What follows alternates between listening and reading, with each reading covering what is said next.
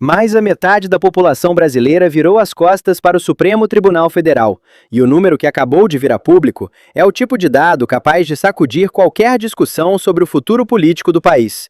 Um levantamento inédito, conduzido pela Apex, em parceria com o Instituto de Pesquisa Futura Inteligência, revela que 52% dos brasileiros desaprovam a atuação dos ministros da Suprema Corte. Do outro lado, apenas 36% avaliam o trabalho da Corte de forma positiva. 11% dos entrevistados preferiram não opinar, um sinal de que o tema ainda incomoda até quem tenta ficar em cima do muro. A pesquisa foi realizada entre os dias 7 e 11 de julho, ouviu 2.000 brasileiros e traz margem de erro de 2,2 pontos percentuais, com registro oficial na Justiça Eleitoral sob o número 07294 de 2026. Um retrato que chega em um momento delicadíssimo, às vésperas de uma eleição que promete ser das mais tensas da história recente do país. E é justamente essa tensão que está transbordando para todos os lados. De um lado, setores ligados ao governo tentam recuperar terreno usando a bandeira da família e dos valores tradicionais, uma pauta que, segundo opositores, havia sido tratada como atrasada em outros momentos e agora reaparece, de forma conveniente, bem no ano eleitoral. A acusação que corre é dura. A fé estaria virando instrumento de marketing político, uma tentativa de reconquistar um eleitorado que se sente traído. É o tipo de debate que divide famílias inteiras à mesa do almoço de domingo, entre quem acredita na sinceridade da guinada e quem enxerga pura estratégia de sobrevivência eleitoral. No mesmo pacote de tensões, uma disputa envolvendo uma parlamentar mulher expôs, mais uma vez, o quanto a política brasileira ainda trata críticas a homens e a mulheres com pesos diferentes. Ela foi acusada publicamente de gastos excessivos e respondeu ponto a ponto. Hospeda-se preferencialmente em embaixadas quando viaja, por razões de segurança e também porque a logística fica mais simples.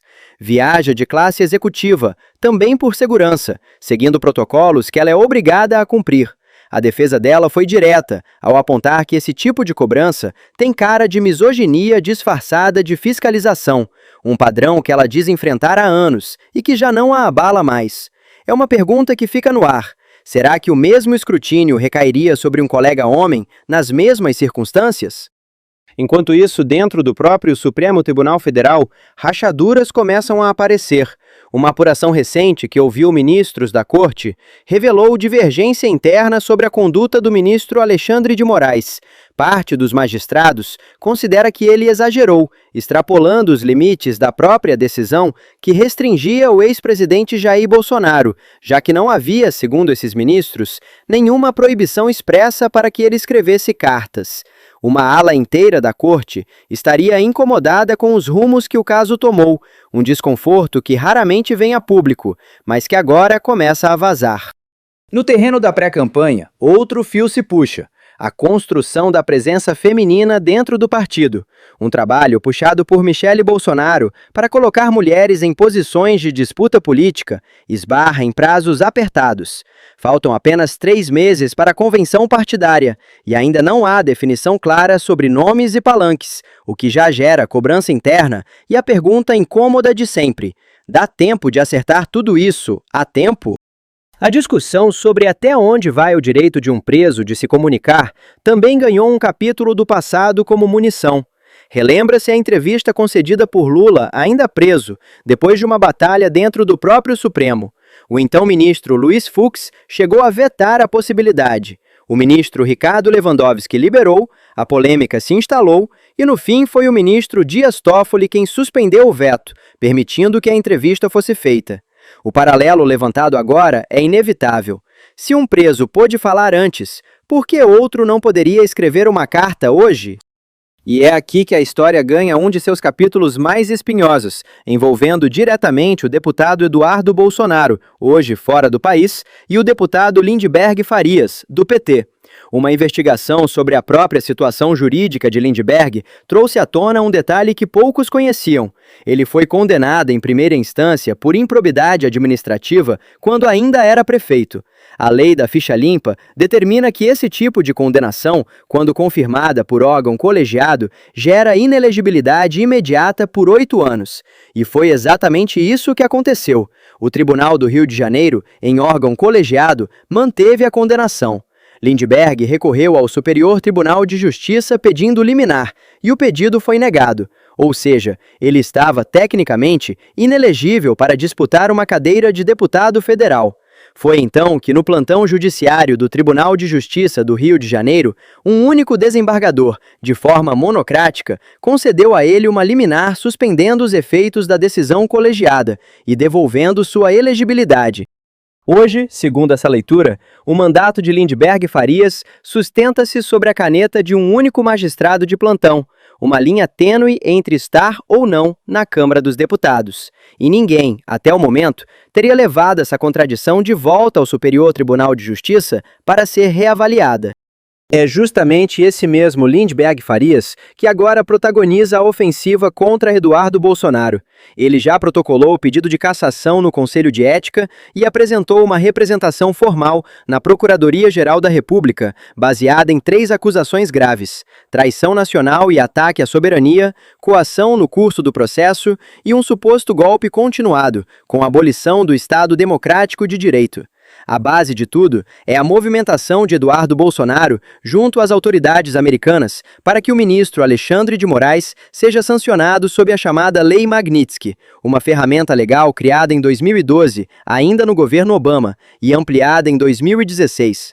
A resposta veio dura. Não haveria nenhuma ilegalidade em levar informações a autoridades estrangeiras, e a suposta coação seria, na verdade, apenas a busca por responsabilização internacional. Para justificar a ofensiva, o lado de Eduardo Bolsonaro apresenta uma lista extensa do que considera abuso de poder por parte de Alexandre de Moraes, a abertura de investigações, prisões como a de Daniel Silveira, o cancelamento de passaportes de figuras como Alan dos Santos, Paulo Figueiredo e Rodrigo Constantino, o afastamento forçado e o exílio da juíza Ludmila Lins Grilo, uma prisão em massa de cerca de 1.500 pessoas no 8 de janeiro e o bloqueio à nomeação de Alexandre Ramagem para um cargo. Cada um desses episódios é citado como prova de que existiria um padrão sistemático de perseguição, e não casos isolados. A tensão sobe mais um degrau com o anúncio de que Lindbergh Farias prestará depoimento na Polícia Federal já na próxima segunda-feira, dentro do próprio inquérito que ele ajudou a provocar contra Eduardo Bolsonaro. E do lado de fora do país, a resposta de Eduardo é categórica.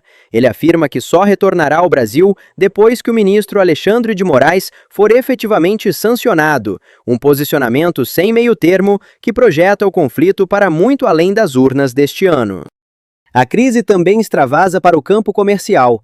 A disputa tarifária envolvendo o governo americano voltou ao centro do debate depois da chamada Lei da Reciprocidade, aprovada no Congresso brasileiro como resposta às tarifas impostas pelo então presidente americano. O argumento levantado é que produtos americanos que entram no Brasil pagariam algo entre 4% e 6% de imposto, enquanto produtos brasileiros enviados aos Estados Unidos enfrentariam tarifas de até 60%, o que teria motivado uma tarifa inicial americana de 10% sobre produtos brasileiros como forma de reequilíbrio. Nesse mesmo pacote de debates internacionais, surge ainda a proposta de enviar criminosos brasileiros condenados para cumprir pena nas prisões de segurança máxima de El Salvador, seguindo o modelo adotado pelo presidente salvadorenho, apontado como exemplo de queda expressiva nos índices de criminalidade em poucos anos. Some-se a isso uma carta que o Departamento de Justiça dos Estados Unidos teria enviado diretamente ao ministro Alexandre de Moraes, questionando decisões sobre monetização de usuários de empresas americanas dentro da jurisdição dos Estados Unidos e contestando um mandado de prisão emitido contra uma cidadã americana. O episódio alimenta o pedido de uma anistia ampla, que, segundo os defensores da medida, não deveria se limitar aos envolvidos nos atos de 8 de janeiro, mas alcançar também outros nomes que dizem ter sido perseguidos, incluindo Rodrigo Constantino, Paulo Figueiredo, a juíza Ludmila Lins Grilo, Alan dos Santos, a cidadã americana citada e Daniel Silveira. Ainda dentro desse mesmo processo, ganha força a menção à chamada Operação Punhal Verde e Amarelo. Das investigou uma suposta trama contra autoridades, incluindo escutas telefônicas de jovens que teriam ido até as proximidades da casa do ministro Alexandre de Moraes. Um advogado de defesa afirma ter reunido dados de geolocalização obtidos a partir da nuvem de um smartphone, provando documentalmente que seu cliente nunca esteve perto do local. Apesar da contestação, relatos indicam que ministros do Supremo já veem como bastante provável uma condenação de Eduardo Bolsonaro no desfecho de todo esse processo.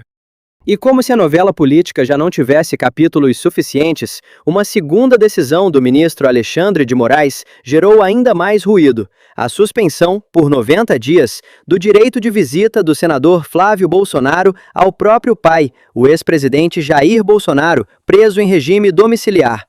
O motivo apontado foi a divulgação de uma carta do ex-presidente tratando da sucessão eleitoral, lida publicamente pelo filho.